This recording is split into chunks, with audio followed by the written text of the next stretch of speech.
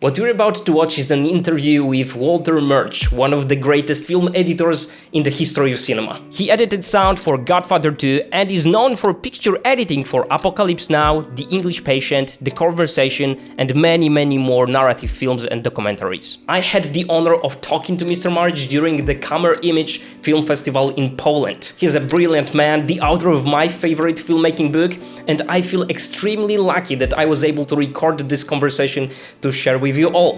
Enjoy!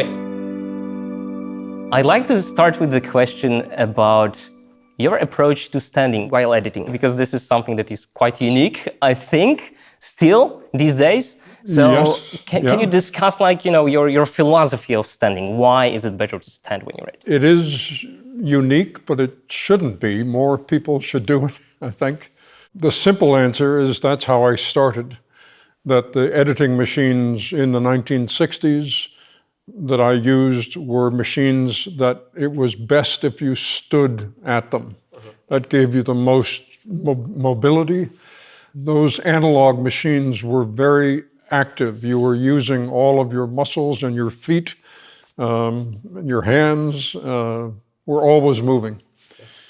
And I graduated, in a sense, to the Steenbeck and the the German machines, in the early 70s. And there were very good things about them, but you had to sit at them.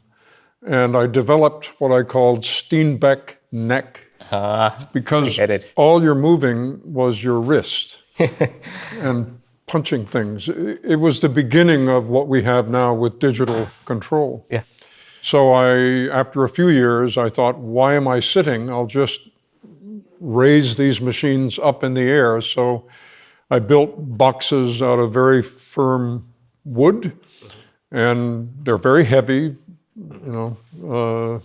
300 kilos or something. So we lifted them up, and then I stood. And when I made the transition to digital in the mid-1990s, there was no reason to sit, because it's all virtual, really. It's just computers.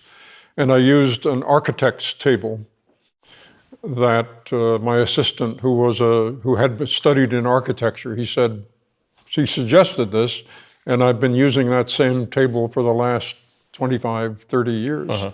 The longer answer, not that that's a long answer, but it's film construction and the rhythms of film are a kind of a dance. There's a certain choreography to it. And when you're standing, your whole body, the kinesthesia of your body is fully engaged. So I believe, for me, I feel the rhythms more. And in the past, I've made an analogy that film editing is like a combination of cooking and surgery and orchestra conducting, and none of those people sit to do what they do for the same reason, that time is very important in surgery, in cooking, and in conducting. And whenever time is important, standing is good. Recently, I've also learned that it's better for your health, because even though you are standing, your muscles are doing things. When you sit, the legs are almost dead. And only in the last few years, they have learned that there has always been a secret vessel from the body into the brain that takes lymphatic fluid into the brain and out of the brain. And the lymphatic fluid cleans up the debris that comes between cells. We have two circulatory systems. There's the blood system, which has the heart, and the lymphatic system. Blood is important on a second-by-second basis. If your heart stops within a minute, you're in trouble. Lymphatic system cleans on a matter of days. And so the body did not dedicate a pump for the lymphatic system, and it depends on the flexing of the large muscles to squeeze this fluid around the body. And when you stand, that happens. So for all those reasons, that's why I stand. But there are many articles now on the internet. If you look up, your chair is your enemy, they say. Sitting is a new smoking, right? I wonder if you have developed some practices in editing bay to stay productive. Is it something that you thought about actively, or maybe not so much? Sure. There has historically been a difference between European films and American films. And the tendency in Europe, until perhaps recently, has been to shoot the film, but not to edit it until the film is completely shot. And then you start from the beginning and put it together. It's a very logical way to work.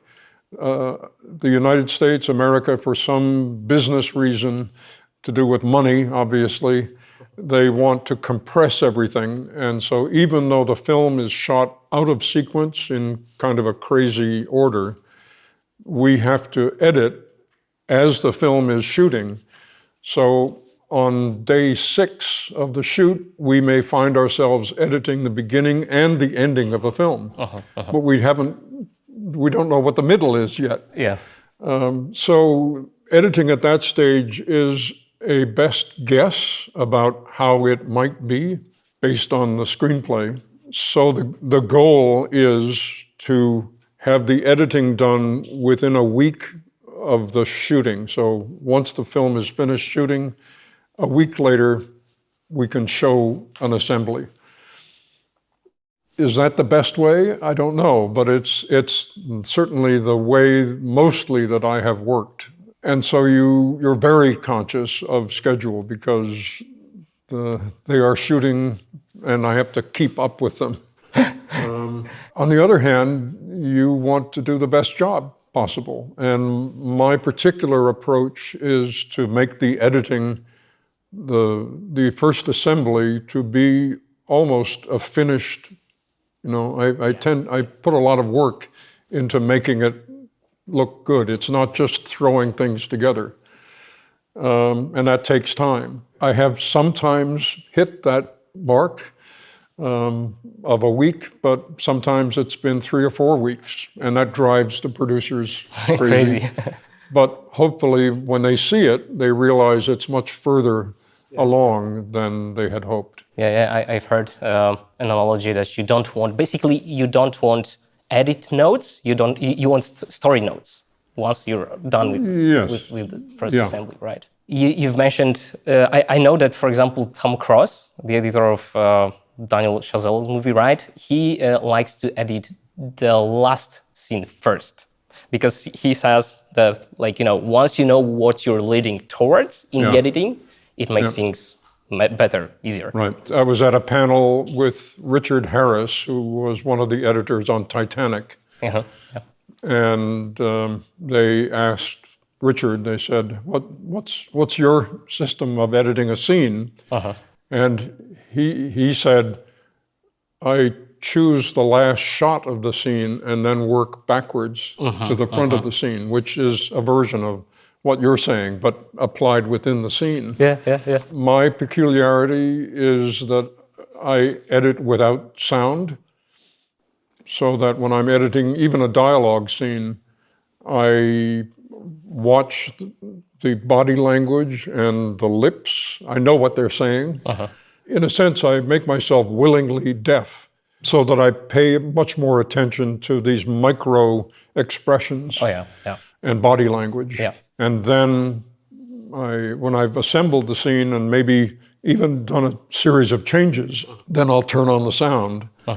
Mostly it's correct, but sometimes it's wrong and then I have to fix that. But other times it's a chance juxtaposition of a sound that is actually very good.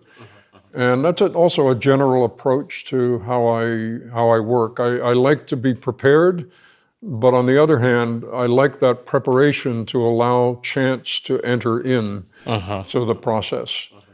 Because for some reason, those moments that happen by chance are more magical because the audience doesn't feel the intention behind them. They seem to grow organically out of the mood, of the shot and the mood of the actor and the scene itself.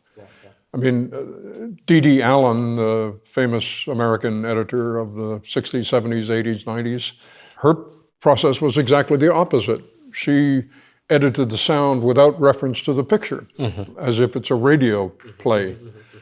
And then once she had it sounding right and the rhythms of the speech were correct, then she would give the sound to an assistant and say, put some picture to this. And Richie Marks, who was one of the editors with me on Apocalypse Now, he was her assistant. And suddenly, but he said it was a fantastic way of learning.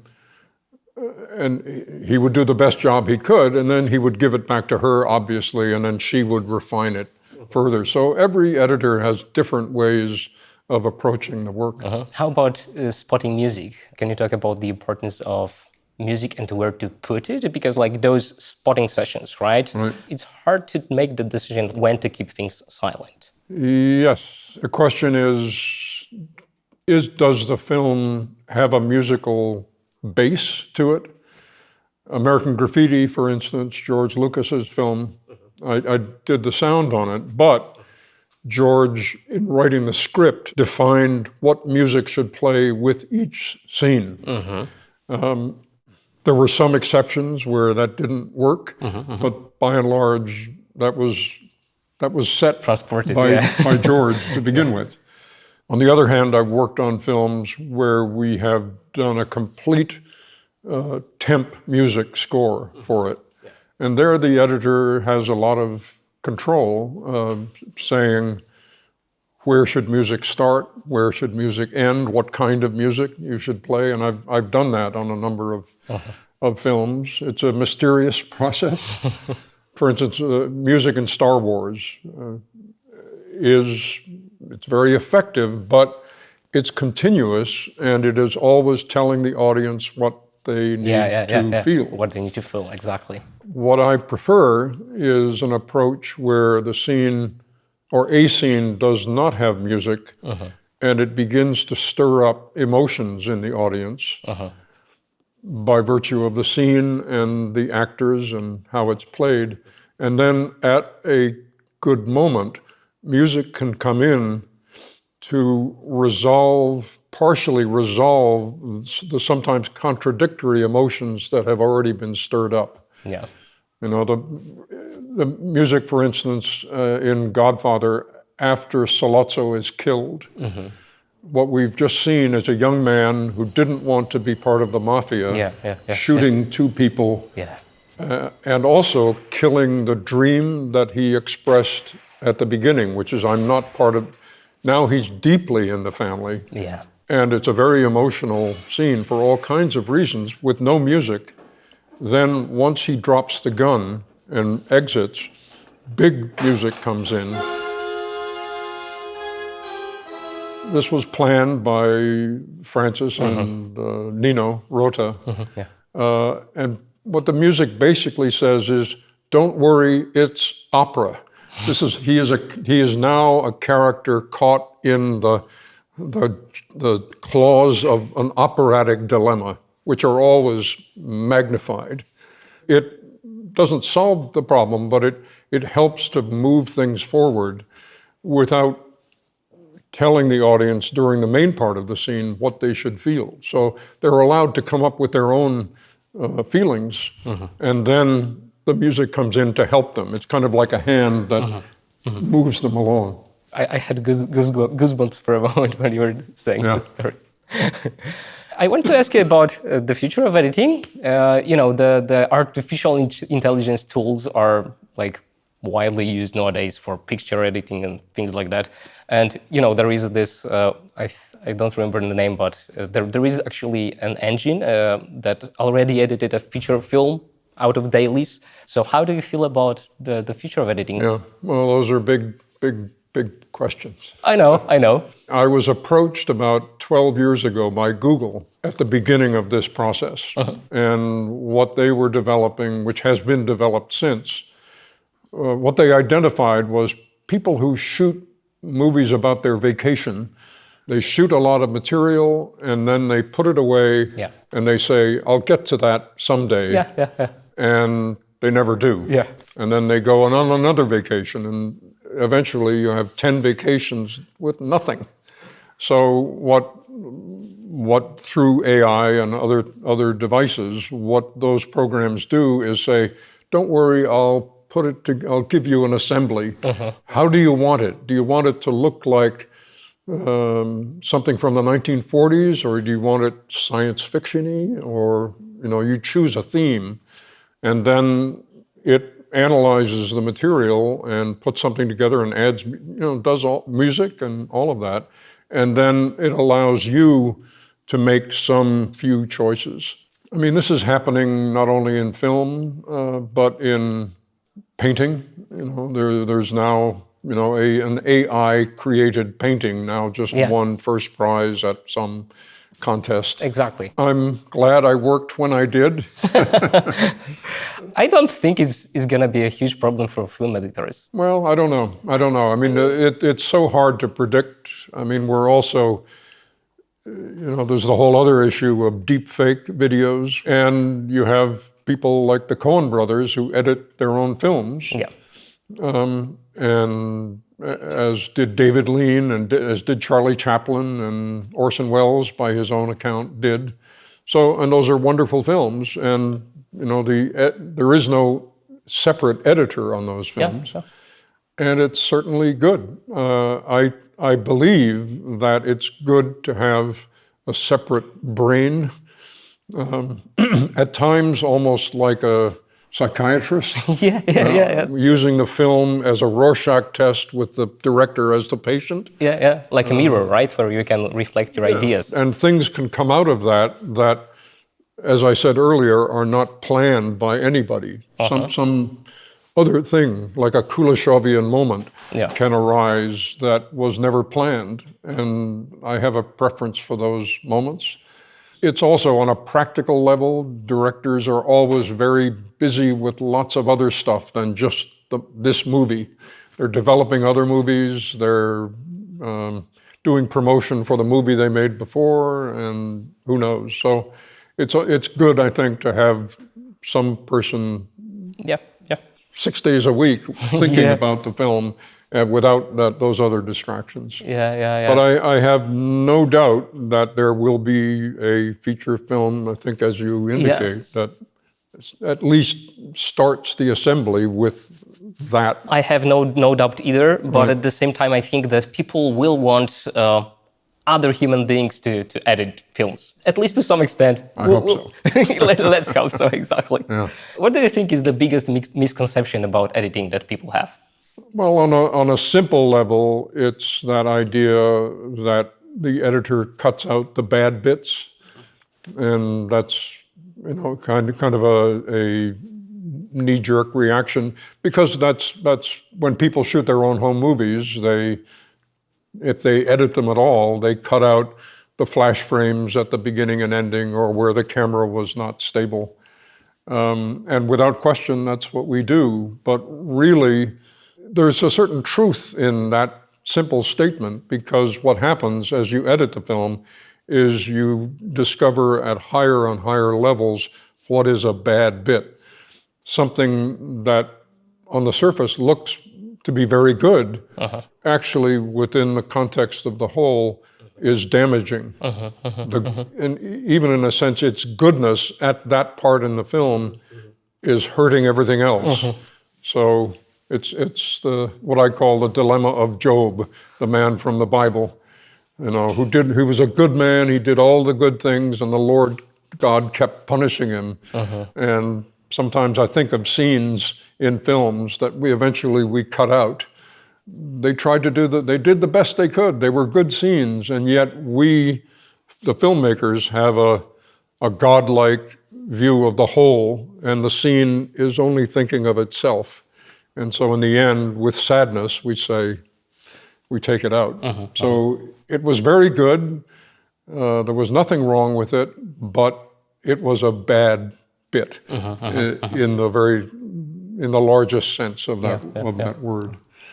I remember Jerry Zucker, the director, who I worked with on 2 films, after the success of Airplane, he went home to his family in Minnesota, and they were very proud that Jerry had made a big success in Hollywood.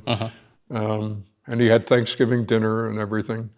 And then they said, well, what are you doing now? He said, well, I'm going back to finish whichever film, I forget which film it was.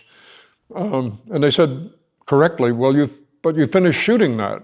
He said, yes, but now we're editing it, putting it. And it was like, what? What is editing?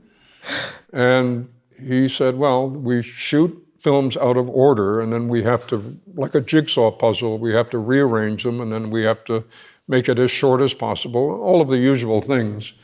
And they still were wondering. And he said, well, wait a minute, this was in the early days of VHS. So he got a tape of some other film, put it in the thing, and said, I'm going to snap my fingers every time there's a cut.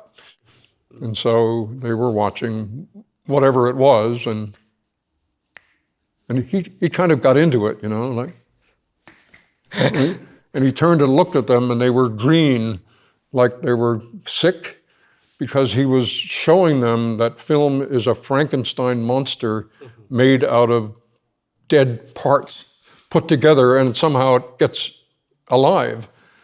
And at that point, he took the tape out and said, okay.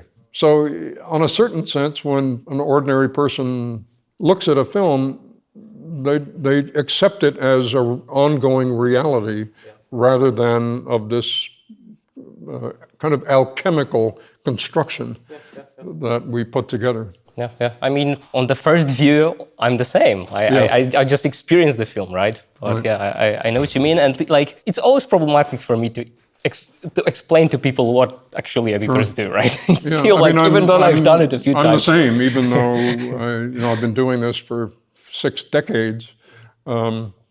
If a film is bad, then I will look at it and try to analyze editorially what's the problem here. So that's the only time I'll do a sort of forensic analysis of a film. Have you ever thought about writing another book? I am writing another book. I'm almost finished. My goodness. Hopefully it will be published next year. That's a huge gift to the filmmaking community. So already, amazing. I was also wondering, have you ever thought more about directing? You have directed yes. a little bit, but I guess my question is, why haven't you directed more? It's editing is a natural path, mostly, to directing. David Lean began as an editor, and then he became a director. You certainly, as an editor, know all of the tricks of cinematic construction. Yes, I directed Return to Oz, which we shot in 1984. It came out the next year.